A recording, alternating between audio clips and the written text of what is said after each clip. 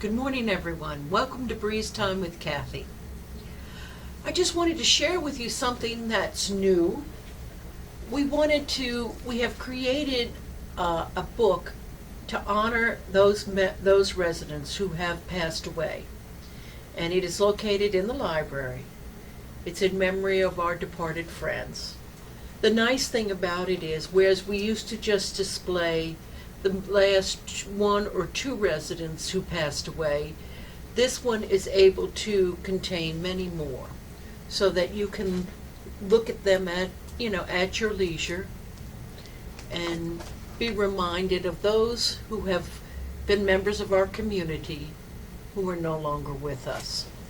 So I hope you will find this. It's located in the center room of the library space, and it is on a stand under the window. I thought today I'd talk to you about a book I've been reading. It's a wonderful little book. It's called Too Soon Old, Too Late Smart. It's by Gordon Livingston. It was given to me as a gift by Bob Liesma. He lives up on the 6th floor, one of our newer residents. And I have to admit, it is just filled with little gems. It says 30 things you need to know. Well, I'm only on number 10, and they've been quite interesting. But the title of number 10, I got to share with you. Our greatest strengths are our greatest weaknesses. You know, this is something I have been aware of for a while as an adult. I didn't realize it as a child. Oh, I could be stubborn as a child. Oh, goodness, I was so stubborn. I, for example, was a very picky eater. I know it's hard to look at me today and understand that I'm not a picky eater anymore. I eat almost anything, and most of it stays with me and adds on the pounds. But that's another matter. But when I was young, I wouldn't eat anything with sauces. I wouldn't eat anything with dressings. I wouldn't eat ketchup. I wouldn't eat anything like gravy or, there wasn't anything like that I would eat. I wanted everything really plain. I wanted my rice plain with a little butter on it. Sounds disgusting to me now, but that's the way I liked it then if I was going to eat rice. And and of course I didn't care for vegetables very much. There were only a few I liked. I liked peas, and I was okay with string beans, and I was okay with broccoli. But everything else, pretty much I didn't want. And to tell you the truth, Brussels sprouts and asparagus, the smell of them, particularly the Brussels sprouts, I wouldn't eat them. Well, my father wasn't real fond of that. Having grown up in the Depression, you cleaned your plate. I didn't want to clean my plate. I did not want to clean my plate. And every evening it seemed like it was a battle to get me to eat something on my plate. And I wouldn't do it. And I can remember my dad finally threatening me one time. He tried to threaten me. He said, if you don't clean your plate, you won't get dessert. And I said, okay, thank you. May I be excused? Not the right thing to say. My dad had quite a temper, which that's another thing. But I was stubborn. And then I remember one time he told me, if you don't eat it tonight, you're going to see it for breakfast in the morning. And I said, may I be excused? I'll look at it in the morning. And that didn't go over very well either. Well, the thing about being stubborn is it can be a strength and a weakness, I learned. It turns out that because I was stubborn, I wrestle with a problem. I don't like to not be able to, I don't give up very easily. And that kind of tenacity can be a strength. It can also be a weakness. I think I told you about the time that I was on the sailboat. It was a little 25-foot fiberglass boat that I share, a sailboat, nice one, had a little outboard motor on it, a little 10 horsepower or whatever it was, outboard motor on the back. And here I was, an adult, and I was going to get that. And we were getting ready to come into the marina, and you had to motor into the marina. You couldn't sail. And don't you know, the sailboat, we had got the motor going. We dropped sail, and we were going to motor in, and then the motor died as we got ready to turn the corner by the rock jetty that protected the marina. Well, I got up there and I pulled that cord, and I pulled that cord, and I pulled that cord, and I pulled that cord, and I wasn't going to do it. And some guys in another boat came up and said, "Look, you want us to tow you in?" And I said, "No, I got it." And pulled and pulled. And my friend Brenda, who I shared the boat with, said, "Kathy, why don't we just, I got it. And I fiddled with it, and I pulled, because I don't give up, right?" And finally Brenda yells, "Kathy, we're going to hit the rocks with the fiberglass boat. You're going to tear up my boat. Give it a rest and let them tow us in." And I looked and saw how close we were to the rocks, and I said, "Okay." See? Stubbornness. A strength when it's persistence. I know it, but a weakness when it causes you to do stupid things because you're too blind to give up because you're beating your head against the wall like I was against that motor, trying to restart that motorboat. Yeah, my strength of my stubbornness got me through. I'm convinced it was only my stubbornness that got me through my Hebrew class. That was rough when I was in seminary. And it was stubbornness that has seen me through a lot of things. Persistence. And when channeled properly, it's persistence. When messed up, it's another thing altogether. It's amazing how our greatest strengths can indeed be our weaknesses. Well, I've been known to have a generous heart at times. But when I was first pastor of my first church down in Louisiana, there were so many things we needed, and we didn't really have a lot of money. So, I bought everything I could think of that the church needed myself. And I spent money in ways I shouldn't have. And I've always been a soft touch. And sometimes that's worked out for me. And I've been paid back 100-fold. But sometimes it hasn't. And I've found myself deeply in debt because I'm such a poor money manager, because I tend to make my decisions based on my emotions and a willingness to want to help others. I don't know, that sounds like bragging. We can skip that one. But any character trait can be a weakness or a strength. I'm really convinced of that. As a matter of fact, one of the things my seminary professor said, that our spiritual gifts are often our anointed weaknesses.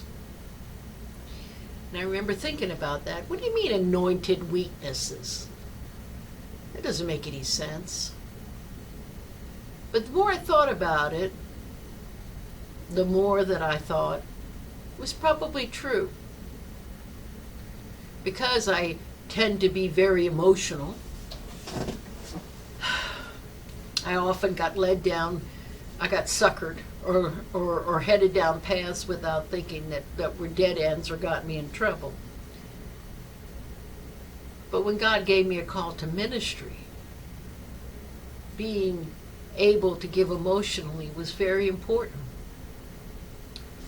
Here's an easy one. I talk loud. All my life I've talked loud.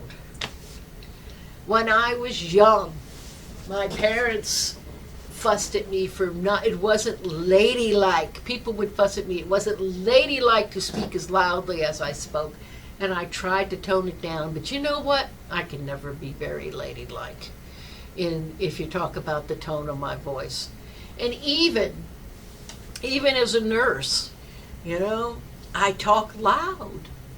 And my voice projects, and I'm heard all over the unit, and that's not always a good thing when people need quiet. Kathy, not so loud. Not so loud, people would tell me. But then, I could receive, at age, 40-something, I received a call to ministry. And all those years of speaking too loud, which had been a weakness, being too loud, was now a blessing. My voice carries for preaching. I have a very good, usually I speak clearly enough and loudly enough that people can hear me. And it was particularly advantageous when now the last 10 years I've been chaplain here at the Hermitage, and so many people are hearing impaired. And even my husband, who wore a hearing aid, said he could hear me better because I have kind of a lower pitched voice for a woman. Many women have much higher pitched voices, and they don't speak as forcefully or project as much as I do. It's just their natural talent, and which the world values. But for me, it was always a weakness. But now that I'm in the ministry, it's a blessing. There's some things I wish I could figure out how to turn them into a strength instead of a weakness. I have a bad temper. Oh, when I was a child, I was known for my temper tantrums. Horrible temper tantrums. I can remember having a temper tantrum watching my mother through the screen door as she went off to work as a nurse and having a temper tantrum. I was little because I remember the handle for the screen door was well above my head. I had to reach up to try and get it open, but then even higher up it had the lock, those little hook locks that people used to put on screen doors. I know they're much fancier now, but that's the way it used to be. And I couldn't reach it. Oh, and I had a big temper tantrum. I can remember having my brother, who's 2 years older than me, love to watch the show I would make when I would have a temper tantrum, so he constantly knew how to get at me. He could do it with a look. I remember having a temper tantrum in the car because he was sitting on one side of the seat, the back seat, and I was sitting on the other seat, and he was looking out my window. And I remember having a huge temper tantrum, telling him, make Dexter stop looking out my window. Make him stop. Make him stop. He could just look at me and I'd have a temper tantrum. I was so easy. I had my dad's father and mother used to come and stay with us. They lived up in upstate New York, on the just east of Lake Erie, and they were up about 600 feet elevation on the Tug Hill Plateau, and the snow was tremendous every year. My grandfather often kept track of how much snow they had in Redfield, so he could tell people when he was down in the sunny South in New Orleans how much that he had, 15 feet of snow, that he wasn't up home, 15 feet of snow on his home back up in Redfield, New York. But he wasn't there and didn't have to shovel it. But anyway, so they'd come and stay 6 or 8 weeks with us every winter. And when I'd have my temper tantrums, and I can remember I was little, my grandfather was quite good. He was of that generation where people recited. He was very good at recitation. He had memorized hundreds of poems and works of literature, I'm sure. But you see, back when he was young, before probably before they even had radio, because let's see, Grandpa Grant was born, I know he was married in 1916, and he was about 20 at the time, so what does that make it? He was born in 96. And he, it might have been 1915. And so that was back in the days before radio. So people learned to play piano, to sing, to entertain in the evening, and to recite. And my grandfather was quite good at recitation. He would recite, "The boy stood on the burning deck." That was one he liked to recite. And "The banner with the strange device, Excelsior." I don't even know what poem that's from, but I remember that poem. And then there was, what was it? "Curfew shall not ring tonight." Y'all remember those? I don't know, but my grandfather could recite them all. However, the one I hated when I was a little girl and I would stomp my feet or throw myself on the floor and have a temper tantrum is he would recite, maybe you've heard it, "There once was a girl with a pretty little curl right in the middle of her forehead. And when she was good, she was very, very good. But when she was bad, she was horrid." And of course I hated that even more. At times I've been able to channel that temper into action when I feel like something's unjust, something's wrong, something needs to be done. But I'm not able to, that energy, that anger it generates. But sometimes, unfortunately, more times than I wish, it still is a great fault. Instead of being able to channel it into energy to fix the problem that's gotten me mad or to work on the situation, or if I have to, just to reason it out and realize that it's one of those occasions when there's nothing I can do and I need to move on. But I'm not so good at that. Here I am, 65 years old, and there are times my temper gets the best of me. Well, I hope that I can turn that into something positive more often. But I'd like you to think about, I wonder if you have if you've ever observed the truism that our author here, "Too soon old, too late smart, 30 things true things you need to know now." I've observed the same thing. That sometimes our greatest strengths can be our greatest weaknesses. If you have any thoughts on it and like to share them, please let me know. Discuss them with me. Maybe there'll be something we can talk about on a later breeze time. But until next time, God bless.